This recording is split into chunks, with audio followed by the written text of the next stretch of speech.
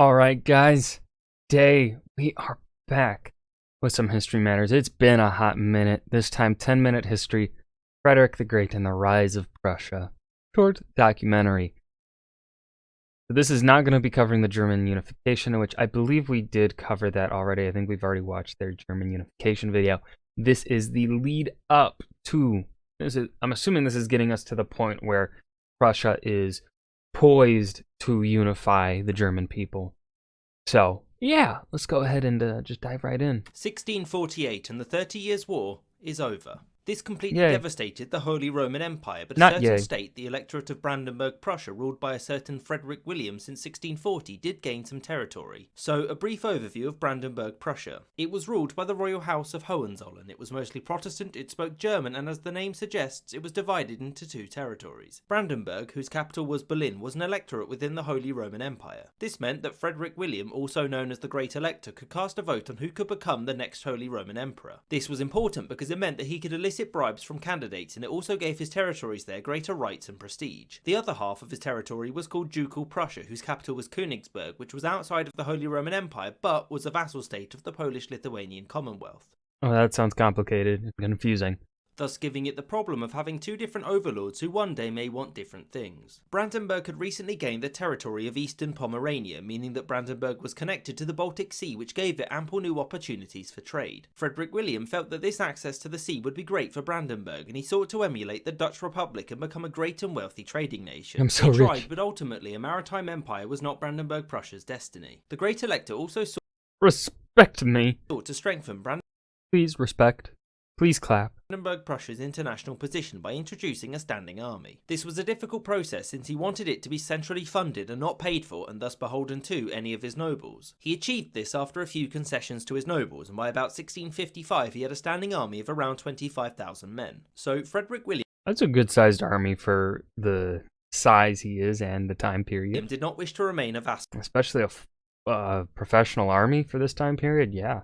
for much longer. Two major events happened in the 1650s which helped with this. One, the Tsardom of Russia invaded the Polish-Lithuanian Commonwealth in 1654, and two, so did the Swedish because their king, Charles X, wanted some more land before the Russians took it all. The Great Elector, on behalf of his overlord, attempted to resist the Swedish invaders but was defeated. He retreated, regrouped his forces, and, in an act of genius, submitted to Swedish overlordship in 1656. The Brandenburg Prussians then successfully fought alongside the Swedish until 1657. This was when John II, King of Poland and the Grand Duke of Lithuania, offered Prussia freedom from vassalage if it switched sides, which it did, again. The Great Elector's forces helped the Polish-Lithuanians repulse the Swedish invasion, and by 1660 the war was over and Prussia was a sovereign duchy. Brandenburg was still under the overlordship of the Holy Roman Empire though, but it was progress at least. The standing army that Frederick William had built continued to grow, and by the 1670s it stood at almost 40,000 men. Damn. Brandenburg Prussia was still in financial trouble though, but Frederick William's efforts Not good. at encouraging seaborne trade made some headway. In 1682 he granted a charter to the Brandenburg African Company, who set up trading posts and African holdings with which to sell slaves to North America. Oh no. It was in 1688 that the Great Elector's successful reign came to an end due to a small case of death. He was Just,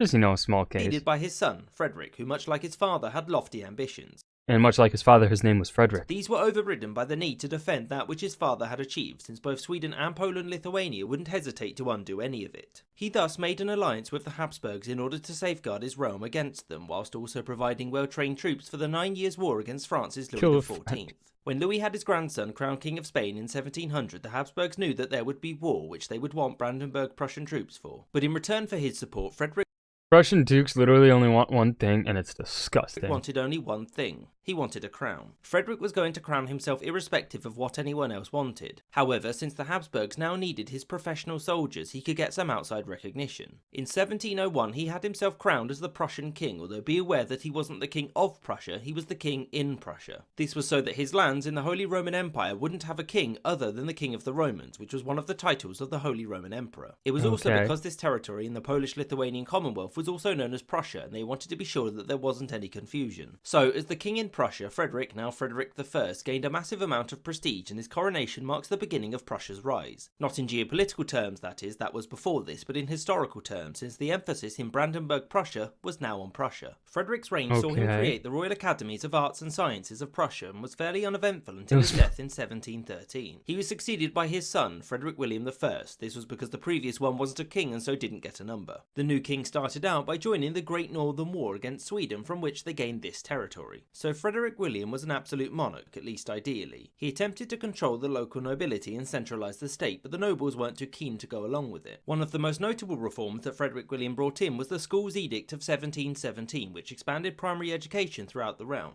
Well, most of it. In certain parts, the local nobility were unhappy and resisted implementing it, or more specifically, paying for it. The king also sought to speed up population growth, since Prussia's population still hadn't recovered from the 30 Years' War. He did this by once again emulating the Dutch and inviting many thousands of Protestants from across the Holy Roman Empire to settle in Prussia. Protestants No Poles. at this time were, generally speaking, more literate and held specialist trades, meaning that they could provide an economic boost to Prussia. The reforms of Frederick William I weren't simply limited to things such as trade and education. There were also a great deal of reforms to the military, which stops being surprising when you learn I just love war so much. that he's also known as the Soldier King. It was during his reign that the army grew considerably, necessitating an increase in the size of the Prussian bureaucracy. We need more Army nerds. recruitment was streamlined and tactics were improved. Frederick William I also ranked serving soldiers above civilians and serving noblemen above their peers, which created a culture that valued the army and encouraged everyone to join. This is why by 1740 the Prussian army was 80,000 strong and pretty formidable. The size of the army is why Prussia has a reputation of being very martial and has famously been described as being an army with a state or being hatched from a cannonball. Frederick William I's reign came to an end in 1740 when he died, and he was succeeded by his son, the most famous Prussian of all, Frederick II, better known as Frederick the Great. Yep. So Frederick had inherited a large, well-equipped and well-trained army, and since his father was a prudent You're man, welcome. he had lots of money too. Also, he succeeded the throne at a time when all of the major powers in Europe were either bankrupt, at war, or having internal issues, which gave him freedom to manoeuvre. To manoeuvre straight into Habsburg Silesia, that is. He did this just after Emperor Charles VI died and was succeeded by his daughter Maria Theresa. She would inevitably be dealing with all sorts of succession issues, and so, as far as Frederick was concerned, may as well grab a free Silesia. This started the First Silesian War, which saw a quick occupation of most of the province. The Austrians counterattacked the next year, but the Prussians, with their well-disciplined professional army, managed to defeat the Austrians at the Battle of Molwitz. This battle actually saw Frederick flee the field, but his field marshal Count Kurt von Schwerin went on to defeat the Austrians, which taught him not to run away. At this point, all of Europe wanted in, and so, War of the Austrian Succession. However, in 1742, Prussia and Austria signed the Treaty of Berlin, which relinquished Austrian control of Silesia to the Prussians. This peace treaty would last for a whopping 2 years before again Frederick declared war on Austria just to make sure they couldn't take Silesia back. In 1745, the Austrians confirmed Prussia's ownership of Silesia, an extremely wealthy province, and hereafter Prussia can be considered a great power. So after Austria, Russia and France made an alliance in 1756, Prussia quickly made one with Britain. Frederick was convinced that Austria was going to try and retake Silesia. You're up to something, Maria Theresa.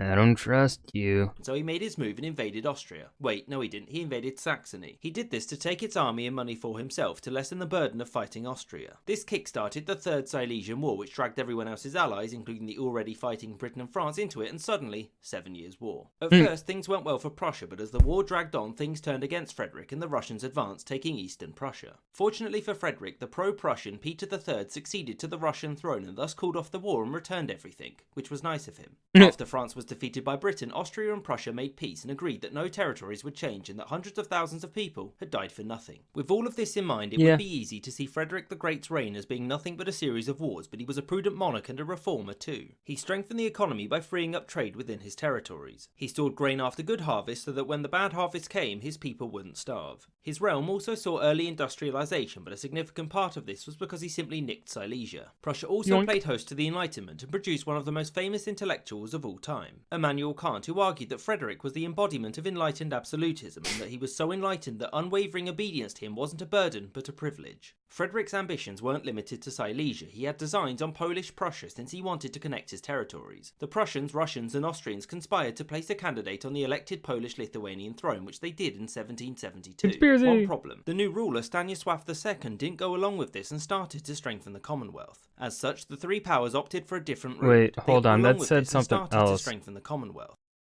I won't betray Oh, I can't fucking read that. Lithuania? I'm guessing that says I won't betray Poland. Lithuania too.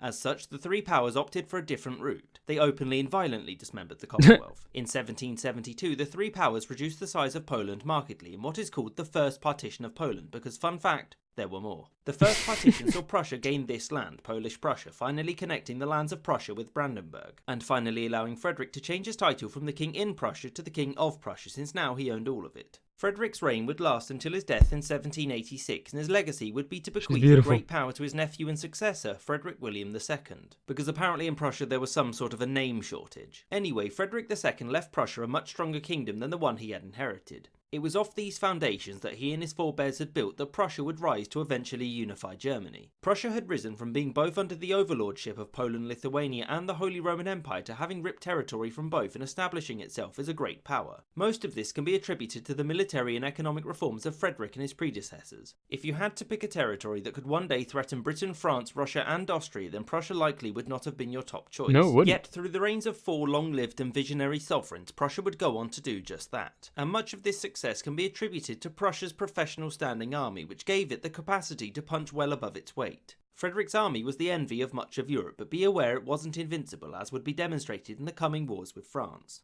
I hope you enjoyed this episode, and thank you for watching, and especially... God, History Matters always does such a great fucking job. I don't know how they manage to concisely and pretty effectively detail that much history in such a short time span, and yet still hit the nuances of the history pretty well.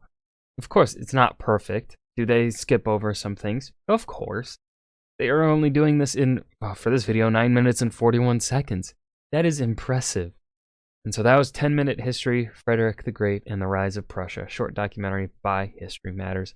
I hope you guys enjoyed. Remember to hit that like button and subscribe for more. And I will see you guys in the next video. Peace.